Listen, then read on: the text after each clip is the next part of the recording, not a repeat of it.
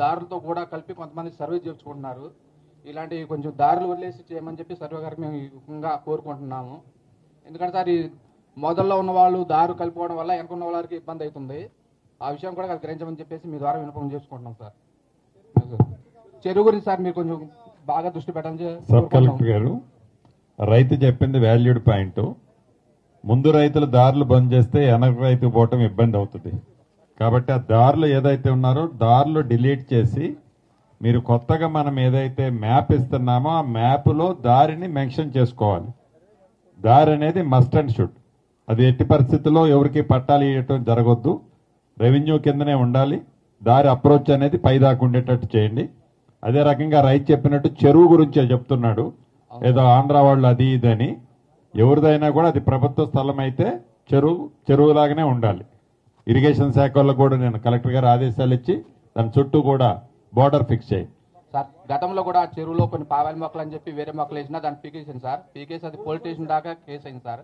దానిలో కొంతమంది ఏంటంటే పోయిన ఎంఆర్ గారి వల్ల కూడాను వాళ్ళు పాస్బుక్ దారులు చేసుకొని దానికి బోర్లు కూడా వాళ్ళు బోర్లు కూడా వేశారు సార్. ఆ బోర్లు తొలగించమని కూడా ఇప్పుడు కూడా బోర్లు తొలగించట్లేదు సార్. ఆ బోర్లు కూడా తొలగించమని ఎన్నిసార్లు చెప్పినారు, అవి కూడా తొలగించలేదు సార్. దాని గురించి మీరు కొంచెం చేయాలి సార్. మా ఊరు పంచాయతీ నుంచి 10 మంది వెళ్ళడానికి అడిగితే ఆంధ్రాలు కొట్టారు సార్. మా రైతులకి 4 కొట్టారు. అలాగే sir, thank you sir. State border fix చేసుకోండి.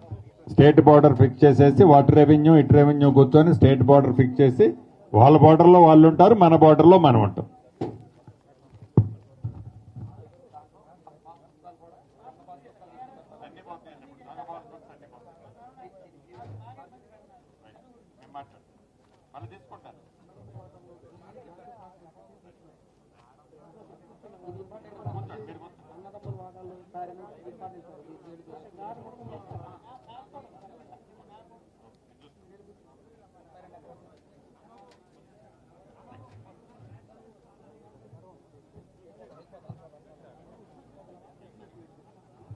సో ఇప్పుడు సమస్య ఉండదు. ఆల్రెడీ మనం రెవెన్యూ విలేజ్ బోర్డర్ ఫిక్స్ చేసేటప్పుడు ఆంధ్ర రెవెన్యూ వాళ్ళు కూడా పిలిచే ఫిక్స్ చేశారట. కాబట్టి సమస్య ఉండదు. డెఫినెట్ గా ఒకవేళ మన రాష్ట్రంలో ఉన్న భూమి ఆంధ్ర వాళ్ళకు ఉండకూడదని ఏం లేదు. వాళ్ళకి టైటిల్ ఉంటే ఉంటుంది, టైటిల్ లేకపోతే ఉండదు. అంటే ఆంధ్ర వాళ్ళకి మన దగ్గర భూమి ఉండొద్దు అనే కండిషన్ ఏం లేదు. ఉండొచ్చు, కానీ అది నిజంగా టైటిల్ ఉంటే ఉంటుంది. టైటిల్ లేకపోతే గవర్నమెంట్ అయితే ఫెన్సింగ్ చేసేది.